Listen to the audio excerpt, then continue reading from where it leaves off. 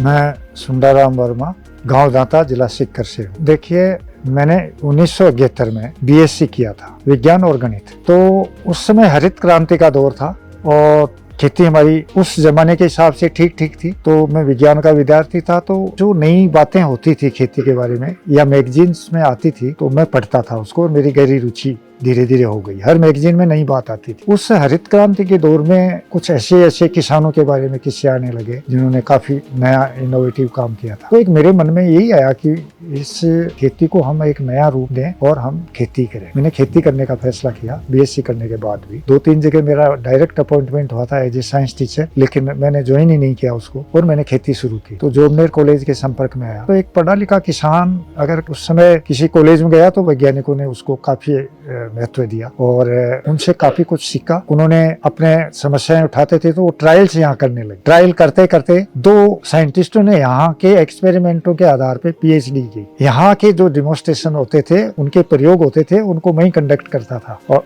प्रयोग उनके होते थे, बताते तो वो थे, कंडक्ट करता था मैं। और तो मुझे एक साइंस का विद्यार्थी होने के कारण कि क्या रिसर्च होती है, किस तरह से उसका डॉक्यूमेंट होता है, कैसे रिसर्च एग्रीकल्चर में की जाती है, मुझे पूरा अनुभव हो गया। तो उसके बाद में मैं खुद नई कुछ किस्मों के बारे में तैयारी करने लग गया और एक मिर्च की किस्म मैंने तैयार की, एक धनिया की किस्म तैयार शुरुआत। उन्हीं के कारण देखकर मैंने जो लोकल वैरायटियां थी उसमें सिलेक्ट की। फिर मैं हनीबी नेटवर्क के संपर्क में आया। हनीबी नेटवर्क के प्रोफेसर अनिल के गुप्ता आईआईएम के प्रोफेसर थे अहमदाबाद में। तो वो हनीबी नेटवर्क चला रहे थे। हनीबी नेटवर्क का मतलब मधुमक्खी नहीं है, पालन नहीं है। उसका मतलब ये है कि शहद चलकर छत्ते में नहीं आता, उसको कोई लेने जाता है। तो शहद जैसा कार्य करने वाला कोई किसान है, उसकी जो टेक्निक है, उसके जो बीज है, उसको डॉक्यूमेंट करने का काम वो नेटवर्क करता था, उनको इकट्ठा करने का काम करता था। तो मुझसे भी उनका संपर्क हो गया। उन्होंने मुझे भी ढूंढ लिया किसी भी माध्यम से, तो मैं उनके संपर्क में आया। तो उन्होंने उस चीज को काफी हाईलाइट किया, कई जगह मेरे स्पीच करवाए और उसी के साथ में मैंने 1 लीटर पानी वाली टेक्निक भी तैयार कर ली थी। कुछ एग्रीकल्चर में जो नया किया था, क्रॉप रोटेशन वगैरह, वो सारे के सारे वहां कर लिए थे, मैंने सारे डॉक्यूमेंट कर लिए थे। तो उन्होंने एक इंटरनेशनल क्रॉप साइंस में मेरा लेसन रख दिया। मतलब मैंने पहली बार इंटरनेशनल क्रॉप साइंस कांग्रेस में भाषण दिया। उसके बाद में नेशनल, फिर धीरे धीरे नीचे आते गए। वहां एक संस्था ने अप्रिशिएट किया, तो हनीबी नेटवर्क के माध्यम से मुझे कनाडा की संस्था आईडीआरसी थी ओटावा की, और उन्होंने मुझे एक कंजर्वेशन ऑफ एग्रो बायोडाइवर्सिटी पर 3 लाख रुपए का फंड दिया। उससे राजस्थान की 15 फसलों की 700 से अधिक प्रजातियां इकट्ठी की घूम कर, और उनको जब स्टडी की तो बहुत सारी वेराइटियां इस तरह की थी देशी वेराइटियों में जो इम्प्रूव्ड वेराइटियों से अच्छा परफॉर्मेंस दे रही थी पैदावार में, और क्वालिटी में कई गुना अच्छी थी। तो इस तरह से मैं इन चीजों को ढूंढने लग गया और इस तरह की वैरायटियां तैयार की। फिर उसमें क्या हुआ कि एक वैरायटी को आप लगातार बोते जाओ, देशी वैरायटी को 5 से 25 साल में उसमें एक मजबूत म्यूटेशन होगा, यानी एक जबरदस्त बदलाव आएगा। वो बदलाव मौसम बदलने के या क्लाइमेट चेंज के अनुसार अपने आप आता है। जैसे एक सिपाही जैसलमेर में भी काम करता है और वही फिर कश्मीर में भी काम करता है, तो वो एक क्लाइमेट के अनुसार अपने आप को ढाल लेता है। तो बीज में भी ऐसा होता है, प्रकृति अपने आप डालने की कोशिश करती है उस बीज को।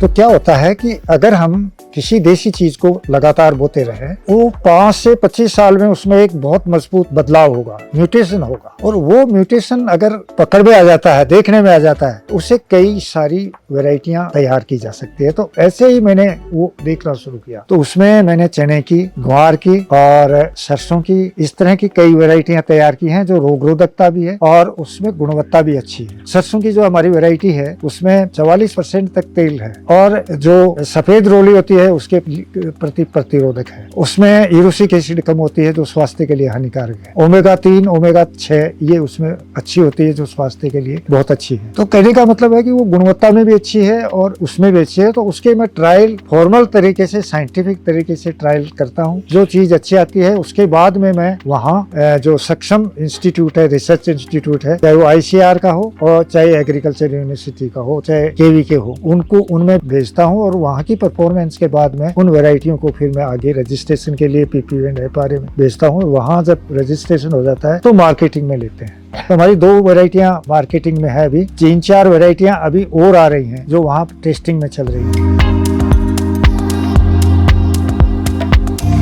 और एक बच्चे ने यहाँ, हमारे परिवार के एक बच्चे ने, मनीष ने बीएससी किया है। बीएससी करने के बाद उसने उन वैरायटियों के बारे में स्टार्टअप इंक्यूबेशन में डाला उनको, तो 25 लाख की ग्रांट सैंक्शन हो गई और हमने 2 साल में करीब 400 क्विंटल बीज गुआर का बेचा है हमने। सरसों का भी हम चल रहे हैं। हमारी सरसों की ट्रायलें पश्चिमी राजस्थान से लेके यूपी तक है। पूरे राजस्थान में सरसों बोई जाती है, यूपी में भी सरसों बहुत बोई जाती है, तो बहुत अच्छी परफॉर्मेंस है उसकी। और आगे आने वाले समय में हम इन चीजों को काफी आगे तक ले जाने की संभावना है, तो ले जाएंगे हम। हमारी सरसों की समय पर और सही ढंग से अगर तैयार करें तो 25 से 30 क्विंटल प्रति हेक्टेयर ये पैदावार आ जाती है सरसों की। और ऑयल कंटेंट है वो किसी भी वैरायटी से ज्यादा है, जो भी रिलीज वैरायटी है उनसे सबसे ज्यादा। और रोग रोधकता भी है साथ में। देखिए यहाँ हमारे पास करीब 200 वैरायटियां हैं सरसों, चना, मेथी और गेहूं की। और ये इन वैरायटियों को जो बोया गया है वो दिसंबर में बोया गया है, जबकि इनको अक्टूबर से लेके और 15 नवंबर पहले बो जाना चाहिए सभी चीजों। मैंने उसको जानबूझकर दिसंबर में बोया है। दिसंबर में बीमारी भी ज्यादा आती है, कीट भी ज्यादा लगते हैं और क्लाइमेट का असर भी इसी में ज्यादा रहता है। तो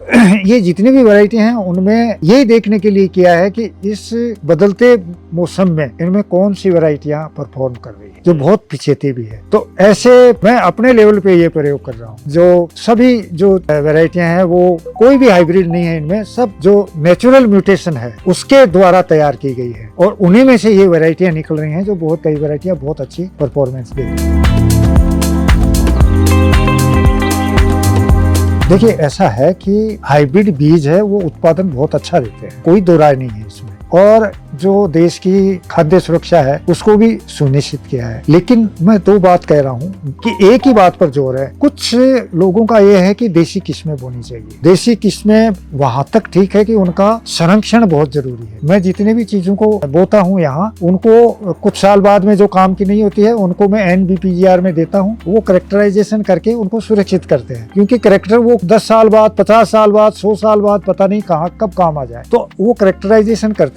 बचाना जरूरी है, लेकिन जो किसान है वो देखो उसको गुणवत्ता के साथ पैदावार भी चाहिए, गुणवत्ता के साथ पैदावार भी चाहिए। और जो हमारे वैज्ञानिक इस कोशिश में है, जैसे सूखा पौधा किस्म बनाते हैं, तो कोई सूखा सहन करने वाला पौधा है, उसमें कौन सी जीन है जो सूखे को सहन करने के लिए बाध्य करती है पौधे को, उसको जीन निकाल के जीन ट्रांसफर करते हैं। तो जीन ट्रांसफर करने के बाद में वैरायटियां तैयार कर रहे हैं, मुझे उसमें कोई ऑब्जेक्शन नहीं है। लेकिन नेचर में ऐसी वैरायटियां तैयार है, उपलब्ध है, जो अपने आप जीन बदलती है, उनको ढूंढना है। मेरी जितनी भी वैरायटी है वो किसी भी हाइब्रिड वैरायटी से कम पैदावार वाली नहीं है और गुणवत्ता भी अच्छी है, लेकिन उसको ढूंढना जरूरी। ढूंढने के लिए किसान तो 25 साल भी देखता रहता है फसल को, साइंटिस्ट उसका इंतजार नहीं करता, उसको अधिकतम 5 साल में रिजल्ट चाहिए। 2 चीजों को हाइब्रिड करता है, 5 साल में वो स्थिर हो जाती है, उसके बाद में वो रिलीज हो जाती है। तो मेरे कहने का मतलब है कि जो तरीका ये है नेचुरल म्यूटेशन, ये बहुत स्ट्रॉन्ग होता है और अकॉर्डिंग टू क्लाइमेट, यानी मौसम के अनुसार वो अपने आप को ढलता हुआ तैयार होता है। तो ऐसे चीजों पे ध्यान दिया जाना चाहिए और ऐसे चीजों पे ध्यान देंगे तो जो हमारी देशी जो चीजें हैं वो भी हाइब्रिड से अच्छी या उसके बराबर पैदावार दे सकती है। देखिए एक तो ये है कि किसी चीज के एकदम से भाव बढ़ जाते हैं, चाहे कोई फल हो या कोई सब्जी हो, सब उसी की तरफ से सरकार का ध्यान चला जाता है, उसी तरफ वैज्ञानिकों का चला जाता है, किसानों का चला जाता है। लेकिन मेरा कहना यह है कि एक आदर्श फसल चक्र अपनाना चाहिए, जिसमें एक खेत को 3 हिस्सों में, हर किसान को 3 हिस्सों में बांटना चाहिए। एक हिस्से में अनाज करे, दूसरे हिस्से में दलहन प्लस तिलहन करे और तीसरे हिस्से में सब्जियां, मसाले और बाकी जितनी भी फसलें हैं कॉमर्शियल कोई भी, वो करे। तो एक बात तो ये है कि 3 साल में एक फसल एक ही बार बोई जाएगी। कुछ फसलों की जड़ें ऊपर होती है, कुछ की बीच में होती है, कुछ की गहरी होती है। तो ये 3 साल में एक फसल बोई जाएगी और 3 तरह की अलग अलग 3 साल में बोई जाएगी। तो एक तो जमीन में पोषक तत्वों का समुचित उपयोग हो जाएगा, जिससे कम खर्चे में अधिक पैदावार मिलेगी। एक बात तो ये। दूसरा, एक चीज 3 साल में एक ही बार बोई जाएगी तो रोग और कीट कम आएंगे। अगर बार बार बोई जाएगी तो ज्यादा आएंगे, तो एक रोग और कीट भी कम आएंगे, उसका भी खर्चा कम होगा। और तीसरी बात ये है कि ये दलहन, अनाज और मसाले, सब्जियां,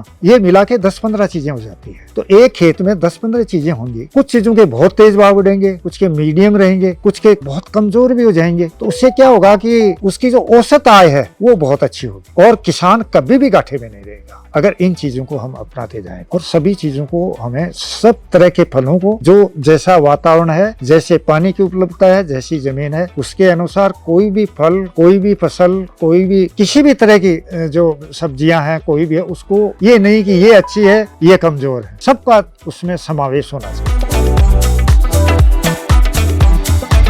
वैरायटी का एक अलग कॉन्सेप्ट है। वैरायटी चाहे आप किसी भी केमिकल फार्मिंग करें या नॉन केमिकल करें, वो उसका एक अलग महत्व है। देसी चीज का क्वालिटी उसकी ज्यादा अच्छी होती है। और जो केमिकल फार्मिंग है वो एक तो जमीन खराब इसलिए है कि जो खाद डालने का जो तरीका है वो बहुत ही अनियमित है। यानी यहाँ हमारे जितनी खाद की खपत होती है, जितनी दवाई की खपत होती है, उससे चाइना में करीब 3 गुनी ज्यादा है, यूरोप और अमेरिका में करीब 2 गुनी ज्यादा है। लेकिन वहाँ की जमीन में ये स्थिति नहीं है। यहाँ की जमीन में इसलिए है कि वैज्ञानिक का कोई भी लेख आप पढ़ लीजिए, उसमें यह है कि इतनी गाड़ी गोबर की खाद डालो, इतनी गाड़ी इतना फास्फोरस, पोटास ये दो, संतुलित मात्रा देंगे तो खेत ज्यादा खराब नहीं होगा। मैं कनाडा गया था, मैं एक आपको छोटा सा उदाहरण दूंगा कि कनाडा में 10% पानी है, पूरी दुनिया का 10% पानी है और वहाँ पानी की कोई कमी नहीं है, किसी भी खेत में कोई कमी नहीं। लेकिन एक किसान के खेत में गया तो फसलों की कतार के बीच में उसने